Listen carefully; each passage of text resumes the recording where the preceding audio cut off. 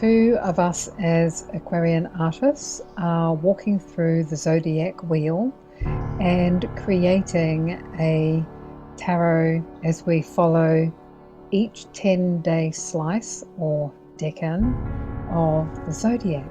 We've now come out of Aries. We did the 3 10-day slices of Aries and we've now reached Taurus. So the first decan of Taurus is the Taurian Taurus, is also the decan that is associated with the 5 of Pentacles, the minor arcana. So each decan we are creating a minor arcana card as we go. The ruler of Taurus is Venus, so she rules the whole of Taurus and all 3 decans. However, for each 10-day slice within the sign, we have a sub-ruler, and the sub-ruler of this first decan of Taurus is Mercury, the winged messenger. So, hello, Ant. How are you doing? Hi, Leanne. How are you? I'm very well, thank you. Great. As we have done with the previous cards, we first of all look at the artwork. Ant and I have very different styles of art. Ant does beautiful detailed graphite work, and I do colourful mandalas that are actually based on the astrology. And the chart that I use for each card is based on the very first degree of the decan. So for this decan, it is 0 degrees Taurus when the sun hits 0 degrees Taurus.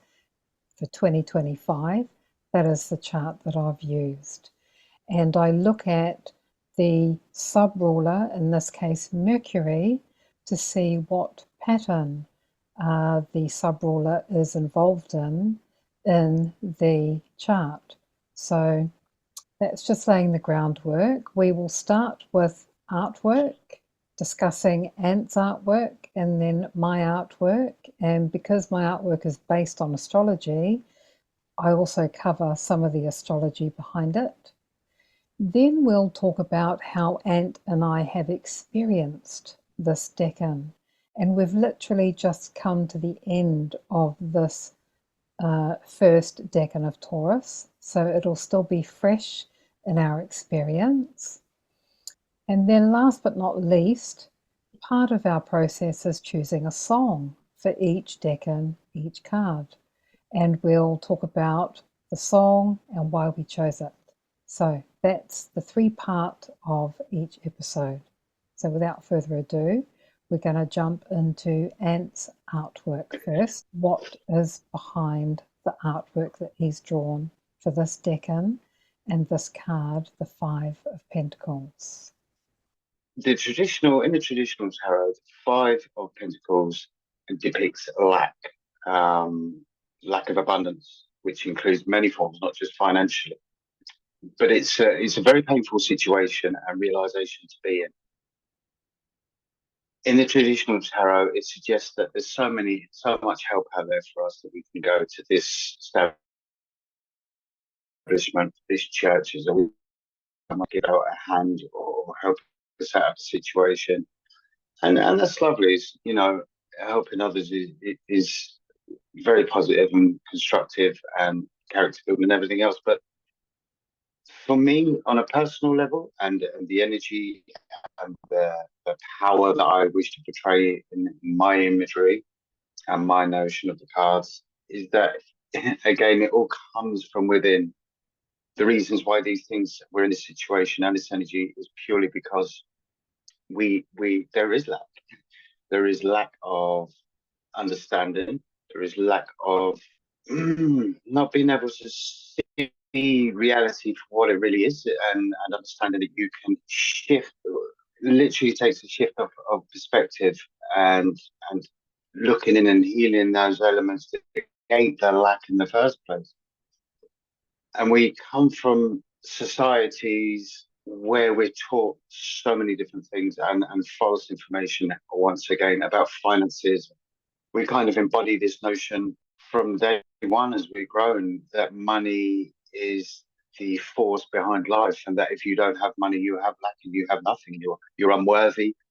And when you start to take this on board and own that energy within yourself and identify that as part of you, this is where the destruction and distortion comes in. For me, abundance, as I stated, comes in so many forms: financially, emotionally, through aid, people helping others and others helping you. Even having a beautiful, clear mind and peace is abundance. But to get that, you can't just switch it. You know, it's easy for somebody to say, you know, you have to change your mindset. You can't create financial stability the way you think.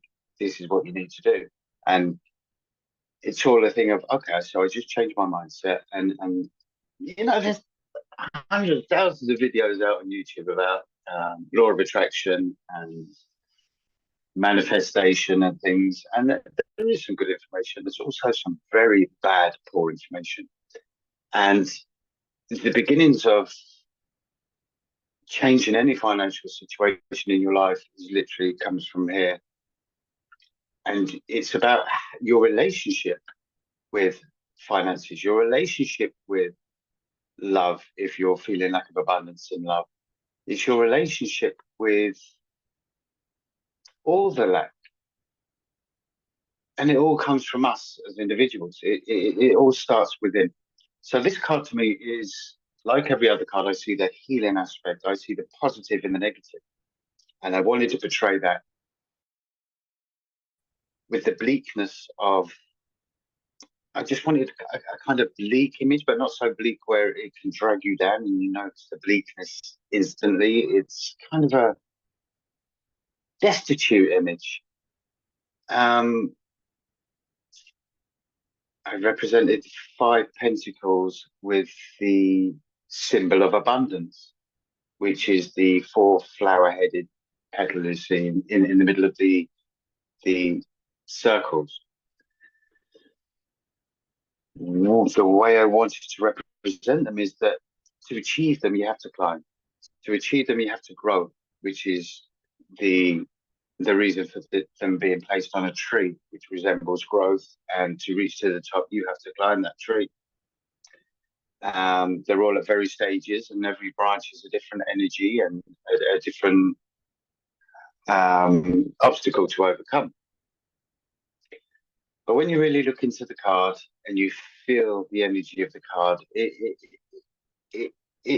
kind of shifts the notion from sitting in lack, having nothing, feeling destitute, to kind of a hope, a new way, not so daunting, more positive. That I didn't want a person in there as such who were haggard and holding onto a cane with a broken leg, a shabby dog.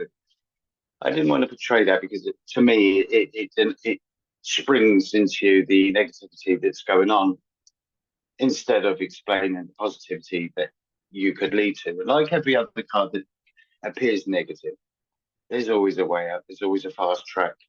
And again, it's just how we think. It's outdated belief systems. The major, from my experience, my knowledge, the major way to get out of such a predicament is to shift your focus, but not to say to yourself, okay, I'm not feeling lack anymore. I feel I feel rich, and all these affirmations come in and people teach you, say this, listen to this, 10-minute meditation, be rich in 15 minutes. Yeah, right. You have to literally embody gratitude for everything that you have. Everything. You could be living in a cardboard box, but hey, literally, if you show gratitude for the fact that you have a box and somebody else doesn't, you're better off than them. And there's somebody less fortunate than you. So share your box, give them your box. You know, it's when we give, we receive in so many different fashions and so many different ways that we don't see them as abundance, because we're so trained in believing that money is abundance and big cars are abundance. You know, I mean, that's the way I see this card. This is the way I feel about this card. And I absolutely, and I know I said it last week, love this card, but I truly love this card. I have such an affinity with this card. And to be fair, I didn't know where I was going to start with it, Leanne, when I explained in a little while why this was so relevant in my life. It will kind of explain why this card means so much. I find it really interesting that we have both landed in the same place with the significations of this card. Because when I was looking at it, because I'm gonna go into the actual meaning of the cards, traditional meanings later in the episode. But basically, it as you intimated, the title of the card is Lord of Material Trouble, but there are lessons within that material trouble. And the lesson within material trouble is that your worth does not come from material things. And that's where I got to as well, which I'll go into a bit more when I go through the cards. So yes, it's very interesting. Could you say again the actual pentacles themselves? It's a 4-petaled. But it's the symbol of abundance. Obviously, I've injected a little ant in there. But yeah, the formation of the 4 petals themselves is one of, symbol for abundance. It reminds me of a traditional Samoan pattern that we use, what's called tapa cloth. Tapa cloth is beaten bark, right? So they beat the bark of a tree till it's really thin, and it's called siapo. So siapo is treasured in Samoan and Tongan society. They'll create patterns like using traditional dyes that are, completely natural. And this 4-petaled flower is a common symbol that's used in the patterns. So that's really interesting. I'm going to move on to my artwork, the LightSong mandalas. For the planetary on the left, planetary colors, and the zodiacal colors on the right. And these are formed from the pattern that is within the astrology for when the sun hit 0 degrees Taurus. And I noted that when you look at this pattern here, that is actually what Ant has in his pentacles. I'm going to take that back again. So here we go.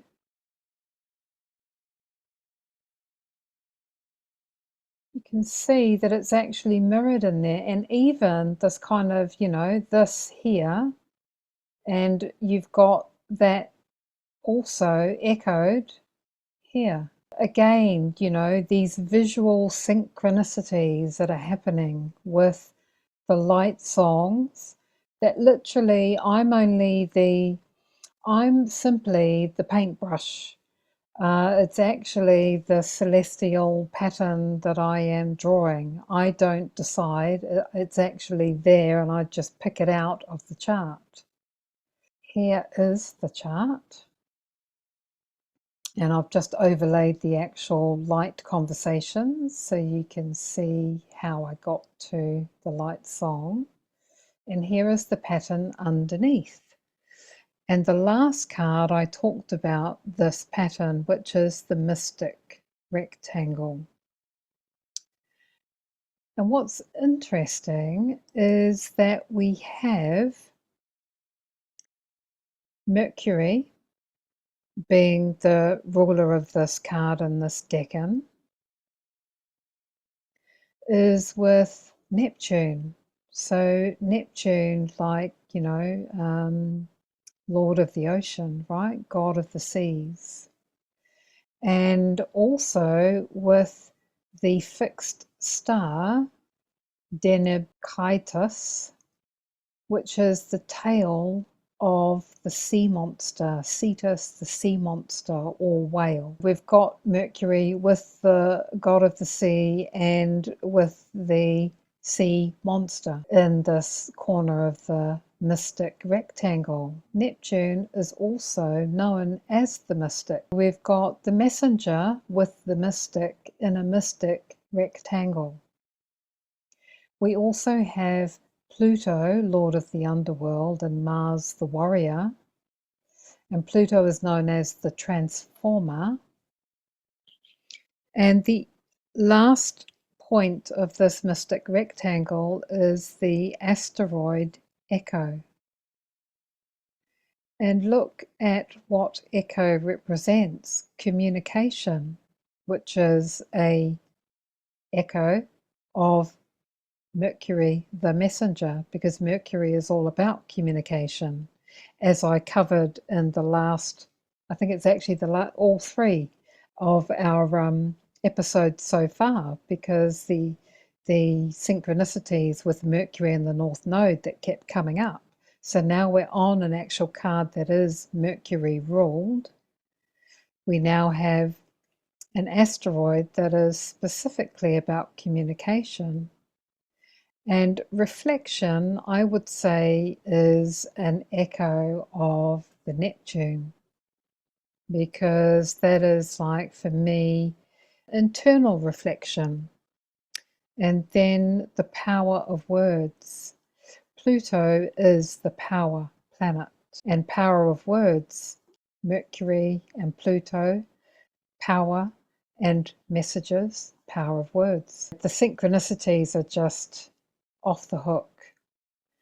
The mystic rectangle is likened to, when you look at it, it's like a sealed envelope.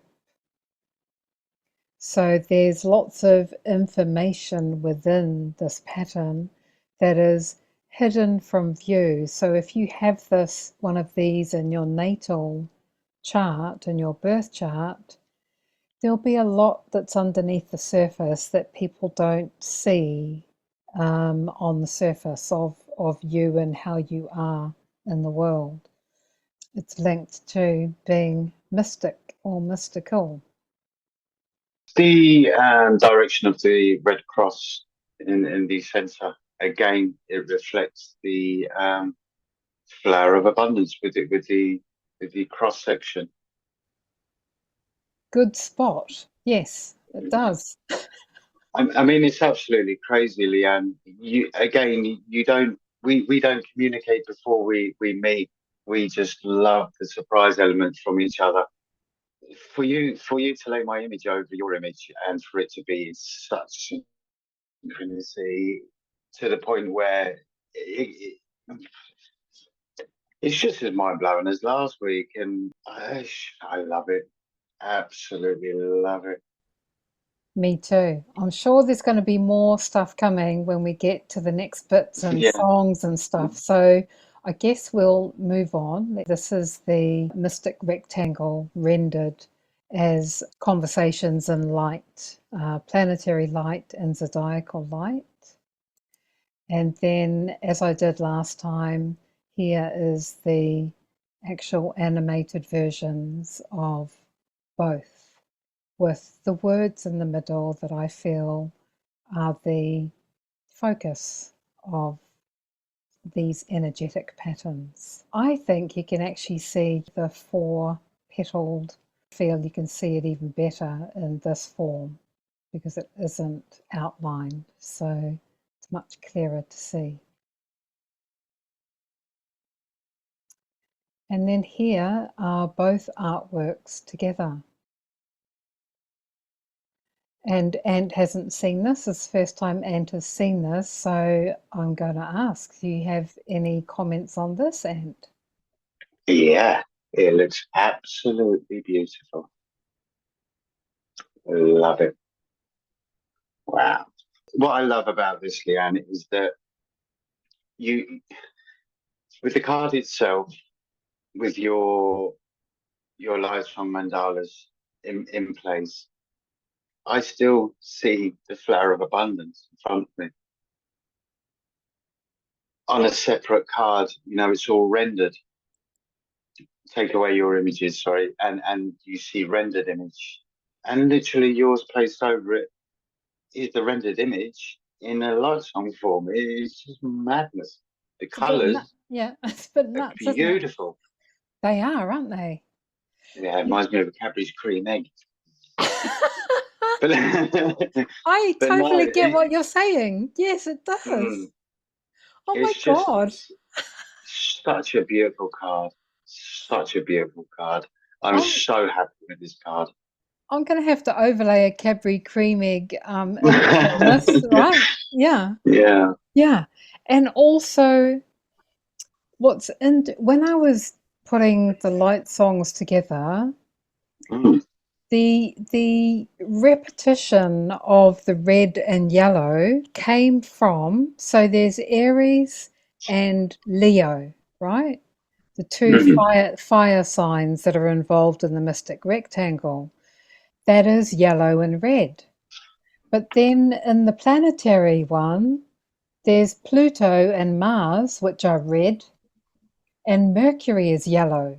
So it meant that, you know, whichever Mm. way it went, I was going to have red and yellow quite dominant in both versions. But yeah, I can't see anything but the Cadbury cream egg now.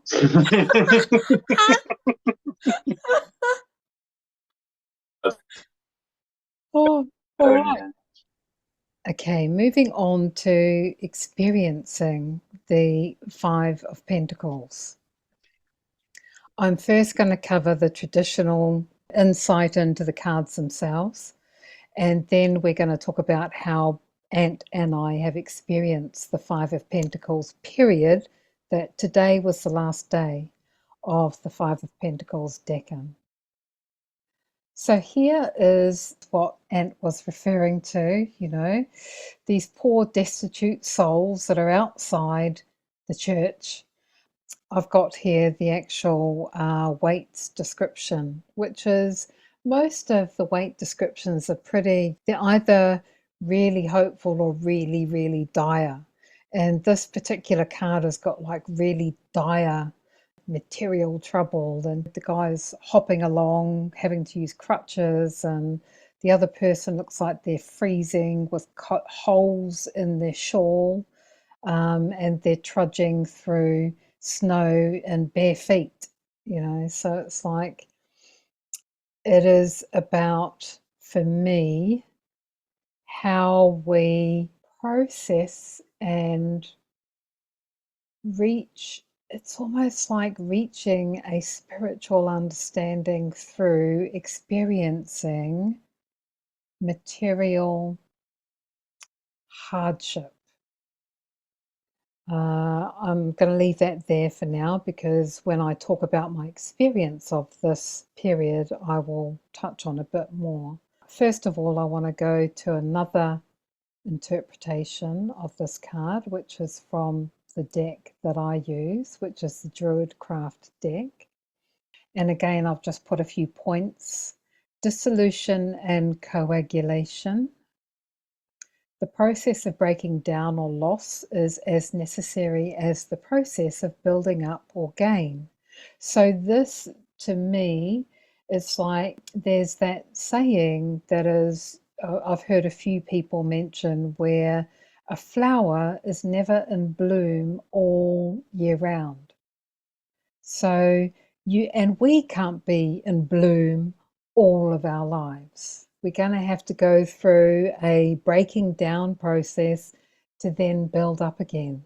So this card is really about, you know, having been like an ant's drawing, having been stripped bare down to the bare essentials, like his beautiful rendering of that beautiful tree, you know, the essence of the tree. It's got no leaves or anything else. It's just got its branches bare, which, you know, I love. I love trees during winter like that. Um, this also, the next point is this is a turning point and and emergence from a difficult period. How did you experience the Five of Pentacles period, and Well, first I just want to say your Druid Craft deck again this week was very reflective of the card I designed for our deck with the tree, like you pointed out. So when we spoke last week about a new card for the next second, you know, how am I going to connect with this energy? I'm not in lack. I'm abundant. So I live in abundance in my mind and in my heart. And I didn't begin drawing. I really wanted to get started straight away on that day. I had nothing to give, nothing, no energy to put to the drawing from my own aspect, from my own emotional side. Oh, how wrong was I? How wrong was I? That very day, literally a few hours later, my life came crashing down around me. I was in a place of lack, and you know, I won't go too much into it, but it brought me to my knees. It brought me to a spot where, okay, you have to reflect now and bring in everything you've learned and everything you know and all the skills you use in your everyday life. And step up and stop talking the talk and walk the walk. And you know, as I usually do, I go straight into it. I sit with myself and I analyze. I'm an Aquarian, so I have to understand everything, everything. And if I don't understand something, I don't stop until I do. So for me, it's just a natural process to just dissect everything, make sense of every single aspect that embodies what I'm feeling, if you like. I understand what I need to do, where I need to do, what I need to look at, what I need to change, what I need to bring up, pull down, you know. And yeah, it was very, very painful. And I dealt with it, and it was something that I dealt with instantly. I changed it. I literally changed it from a negative into a positive, and switched that emotion.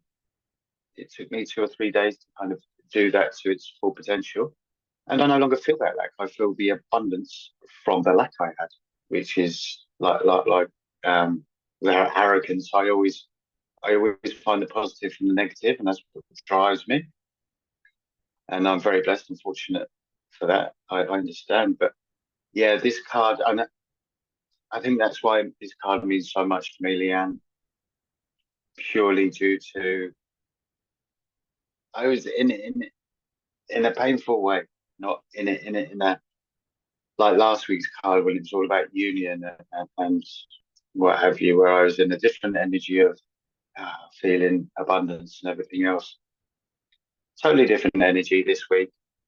Really didn't think I was going to experience it. Boy, did I. Boy, did I grow from it. Yes.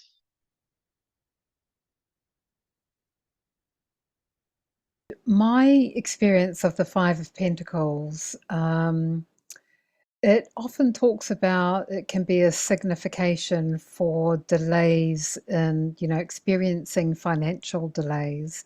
And I definitely had that because I had a payment that was due to me.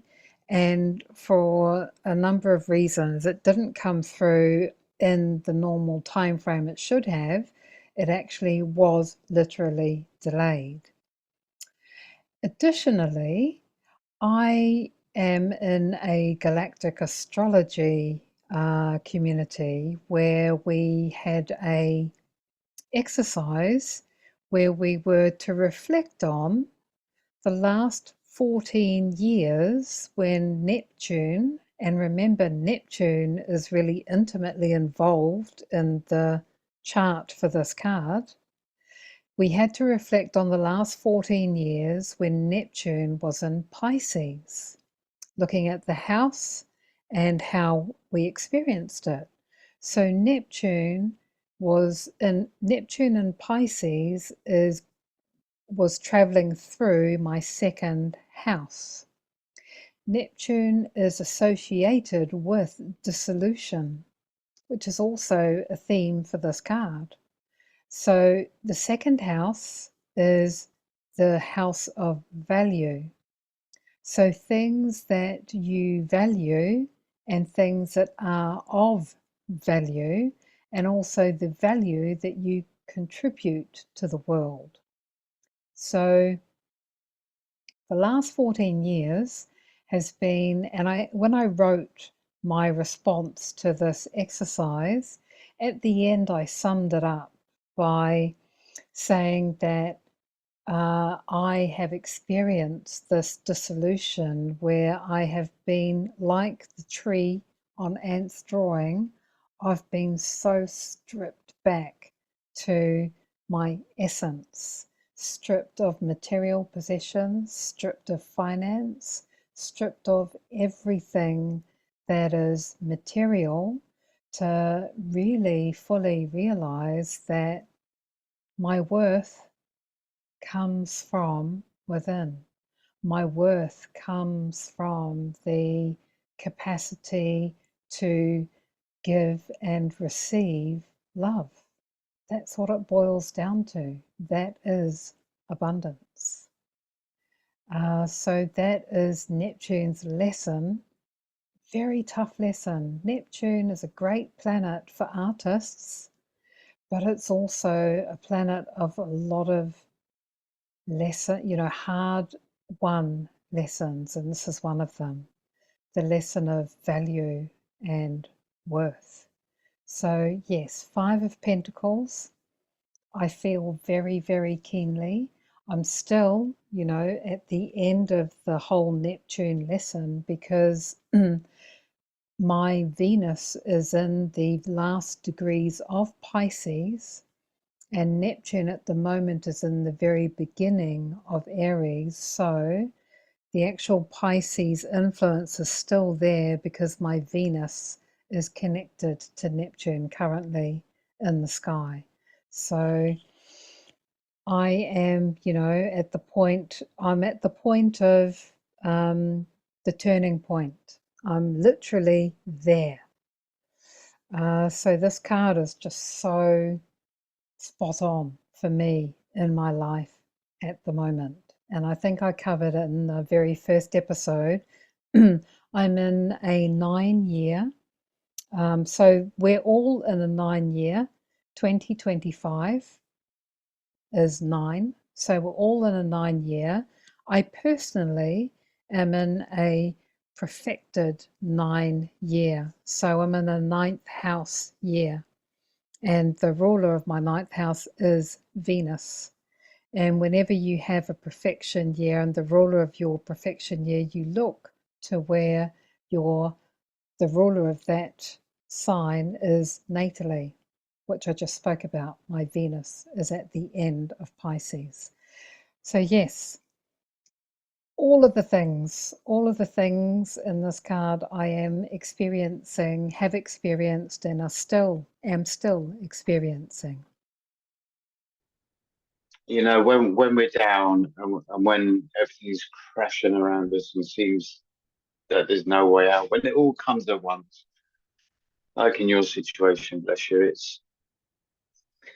it really is time to step into your sovereignty, step into everything that you are and everything, all your powers, and bring them all into force, all your conscious positivity and understanding. And I mean, it's so easy, isn't it, Leanne, to let these situations literally take control and destroy your life.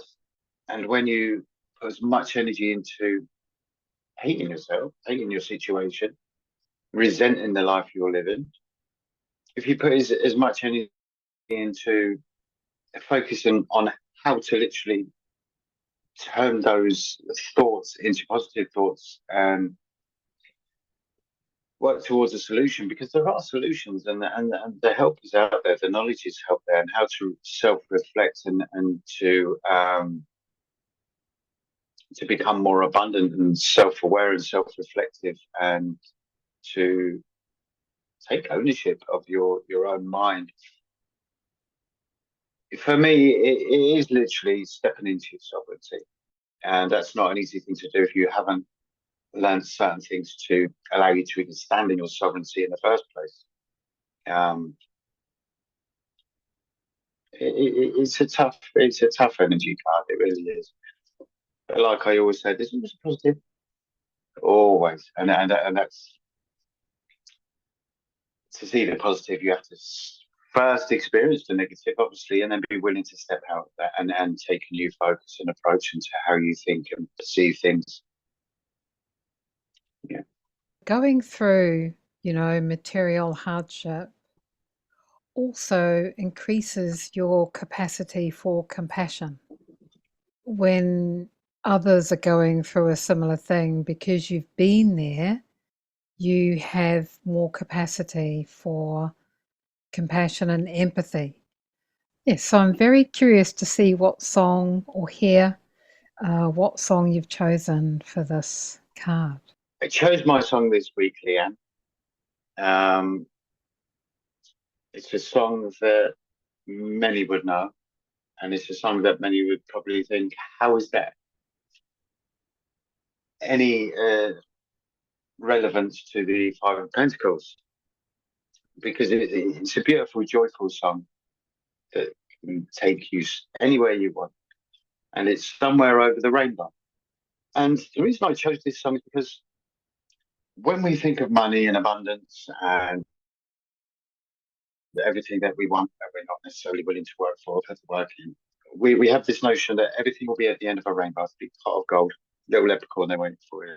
And it's not the case. It's never the case. And so I jumped here from another aspect of being over the rainbow, control over the rainbow itself, beyond the rainbow that brings down the pot of gold. And being above that rainbow, your dreams come true. You create your own reality. You take your sadness and turn a sour drop into a sweet drop. You can do anything in somewhere over the rainbow.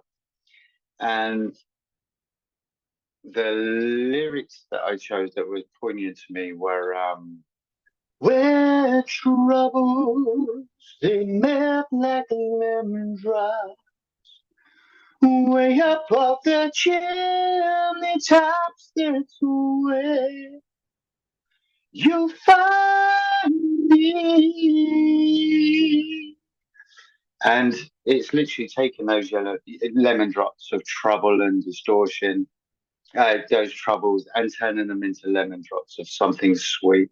And it's just literally a translation of the mind to me, where you take where you are and how you think in it, and don't try and change the emotion of it, because it's the emotion of things that drive us to the next stage in understanding and solving problems for ourselves.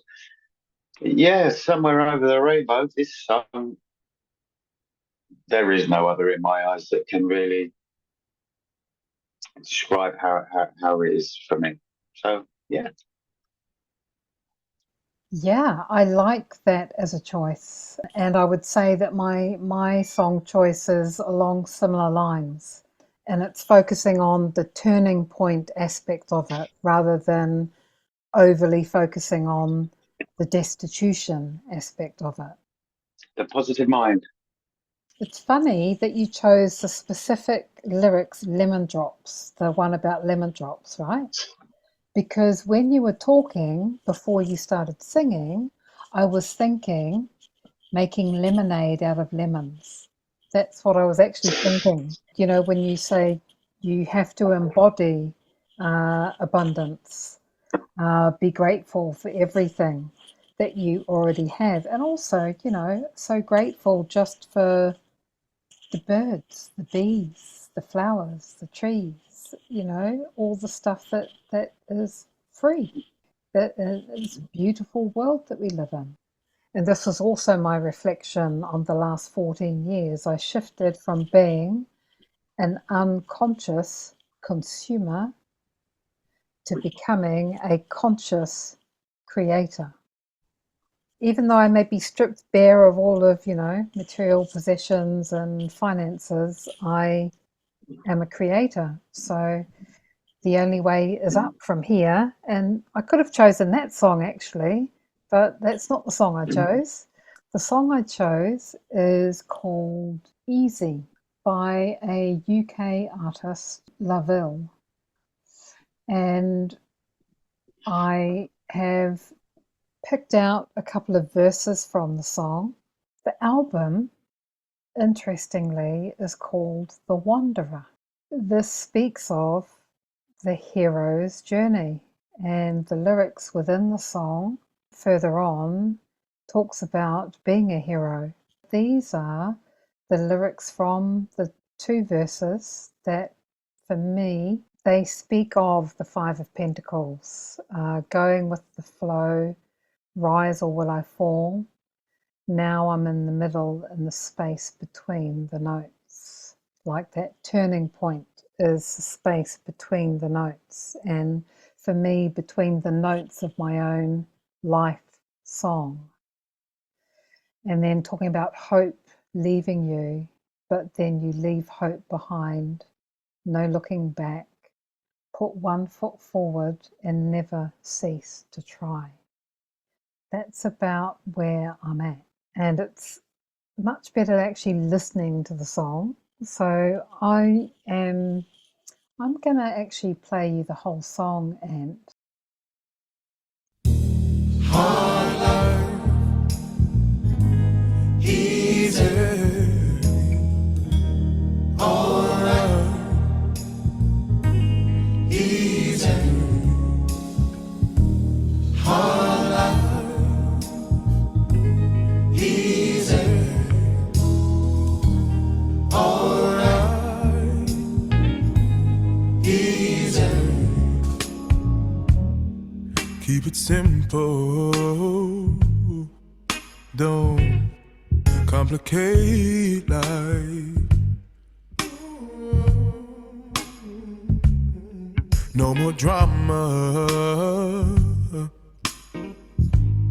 yeah, to spread the love.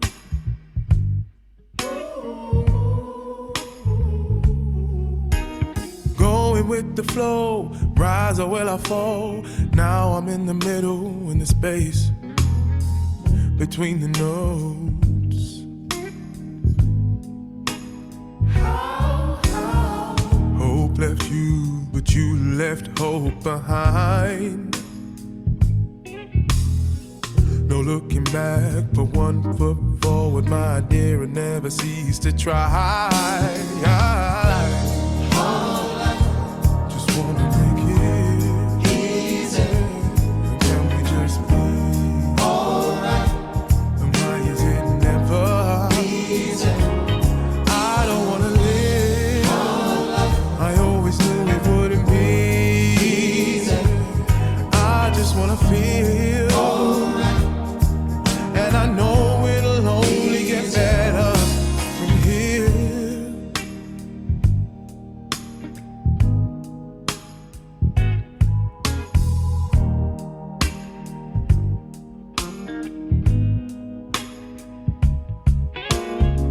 And if you think you're gonna be the one who's gonna come and stand in my life, you are wrong, because I'm the captain of my life, yeah. I got a blood and the bones of a hero. I'm a hero.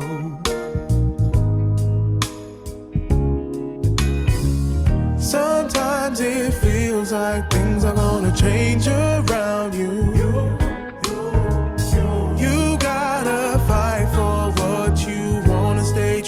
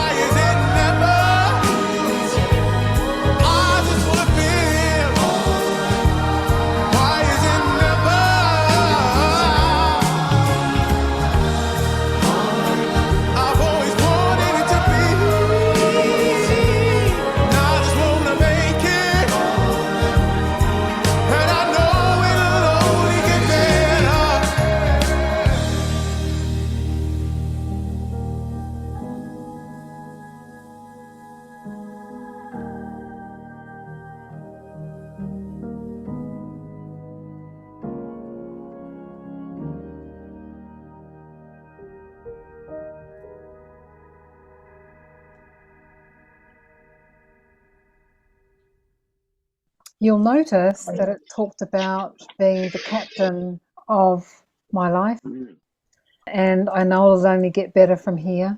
I mean, all of the themes, for me, this like so perfectly captures my sense of this card. It's a great song. Great song. He grew up in Edmonton, and he wrote that song about the struggle bus that was growing up in Edmonton. I love the way he expresses himself. I'm going to share some more synchronicities. You'll note that I put Laville's, his real name's Andre. I put his birth date and then also the release date of this album, The Wanderer, which is also the release date of the song I chose. As for the other episodes and the other choices, I choose the song first based on what drops in, and then I go and look at the astrology. No different here. Here is our mystic rectangle from our Zero Taurus foundation for the light songs that I created. And Andre's Venus is right there with the Mars. So Venus, when he was born, was super close to Mars. Mars is at 41 minutes and Venus is at 12 minutes of Leo. But it's not just that, it gets even better. This is the transit chart. 6 degrees 45 is his sun placement. So his sun is at 6 degrees 45 Leo. And if you look at the artwork, I suspect that this is, I suspect he is aware that he is a Leo because he's put a lion dead center and, you know, the central focus of the artwork that he's used for this track. So going back to where I was,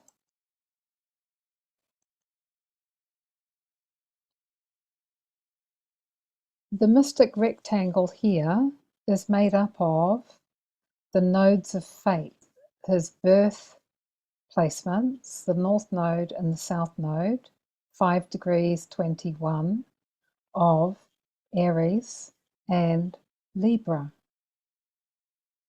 Then the transiting south node and north node at the point that the song was released, 17th of August, were at 4 degrees 47 of Leo and Aquarius. Isn't that nuts? Yeah, that's crazy. That's crazy. I love the notation of the Leo in the image and the fact that it's all translated through as astrological. This positioning is just madness. I wonder if he did know that he, you know, the influence of Leo. His sun is in Leo, so most people know their star sign, which is not their star sign, it's their sun sign. Most people know that part of their astrology, so I suspect he is aware that he is a Leo sun. He probably just calls it his star sign. Who knows? Maybe he might know a bit more astrology than that. So the nodes of fate, they're called the head and the tail of the dragon. So again, we don't have Mercury involved here like we did for the last three, but we've got the nodes again because we had Mercury and the North Node. Avicii's Mercury and John Lennon's North Node. Then we had last week Mercury North Node for, what did I choose last week? Michael Hutchence. And then this week for Laville or Andre, it's his North Node again, North Node, which is the soul direction. for me, it's like super uncanny. It's like the nodes, like in such a mystic pattern. The asteroid Freya is right there with the south node, which is beauty, love, and harmony. And the reason that stood out for me is because you see the ST here. What that means is that she was stationing to make a turn. Mercury is the most well known for this, going retrograde. From Earth, it appears like a planet is moving backwards. Freya, at this point in when he was born, Freya was stationing to turn either retrograde or direct. I'm not sure. I didn't look up which direction she was turning. The point being that she was at a turning point at his birth. Yeah. And this card is about the turning point. That's what I have for you in terms of the synchronicities that I noticed in the astrology. Quite extraordinary that it's the exact same pattern, the transit of the actual track I chose, the release date, and the artist's own birth chart. Love it, Leanne. You were just like a astrological detective, and I love it. I think it's great. I love your passion and your thirst for knowledge and knowing more, and yeah, how you can link things up is brilliant. And again, this week full of synchronicities. Still mind blown over the well, I'm not mind blown because I expect it, but just not that I expect it, but when you see it and you think, wow, the overlay of the pentacles with your art, it's just incredible how in sync and connected I am here with you, opposite sides of the world, like a triangulation connection of a triangulated connection of me, you, and the cosmos is just, I love it. Absolutely love. Well done. Thanks, Ant. Yeah, it's, you know, when I go looking, I think forensic is the word, right? So, but the actual forensics are intuitively led because I just follow where where I'm drawn and end up finding these things. So, you know, it was a very different line of inquiry this week than last week, right? Actually picking up not just the artist's birth chart, but the actual track itself. That's a new layer. Because I could have just stopped at his Venus being there with Mars, like within minutes of Mars, but I didn't. I thought, oh, let me just, curious George, like, let me just have a look at the track and see whether there's any sync there. And it's like, oh, bloody hell. Not only is there a sync, there's the same exact pattern. What? After looking at the session that Ant and I had, I did a bit more digging. I don't think I made enough of a point of just how extraordinary this is, the repeated pattern is. Not just because it's a repeated pattern, but because it's in the exact same area of the sky. Here is the 0 degrees Taurus chart and the pattern that's formed between Pluto, Neptune, the asteroid Echo, and Mars. Then when we look at the transit chart for Laville, when you look at the coordinates, you'll see that they're very close. I've now overlaid the 0 Taurus coordinates in here. In Laville's transit chart, so I've got Laville, the song easy, color-coded so that you can follow along. So we've got the 0 degrees Taurus placements in the kind of bronze color. the song release date chart in the lavender kind of color, and then Laville's birth placements in black. So here you can see how close they are. And I don't think I made enough of a point of that, and how extraordinary that is. When Ant sang Somewhere Over the Rainbow, it put me in mind of my favorite version of that song, which is the one by Eva Cassidy.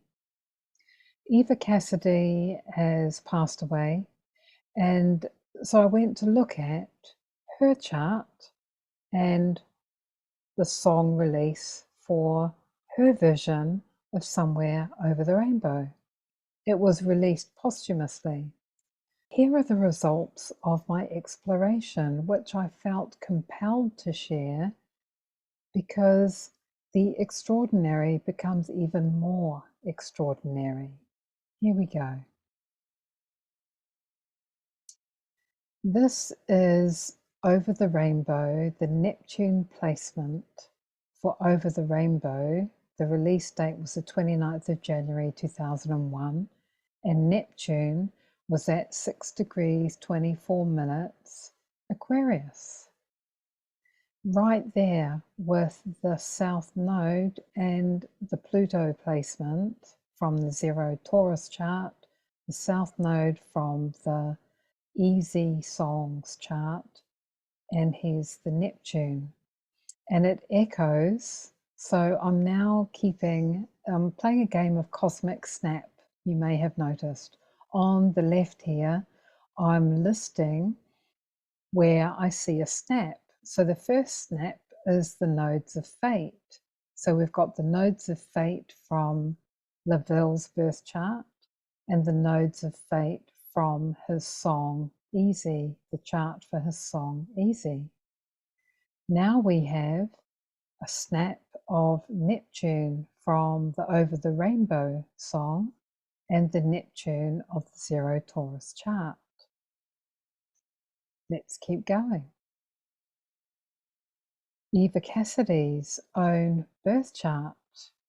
We now have a snap with the asteroid Freya, and we've actually got two snaps. We've got the object, the asteroid Freya, and the degree point.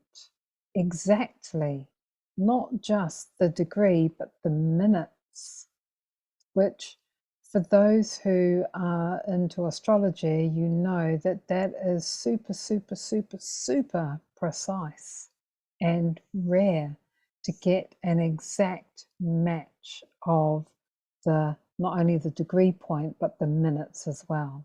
So we have Eva Cassidy's Freya. So Freya, when Eva Cassidy was born, was at 3 degrees 30 minutes of Aries, and it's the same coordinates, 3 degrees 30 minutes, as the asteroid Echo in the Zero Taurus chart, or I should say the Zero Taurus chart is the chart for the card or the Decan that we were discussing. And Freya is in the same sign, is in the sign of Aries as Laville's asteroid Freya placement. Now, remember that I picked this out because Freya in Laville's chart is stationing, getting ready to turn. And what that means for your birth chart is that the influence of whatever is stationing is going to be emphasized. So this will be an influence that Laville will feel. The asteroid Freya, beauty, love, and harmony. It's a nice thing to have emphasized. Next, we have another snap with the coordinates.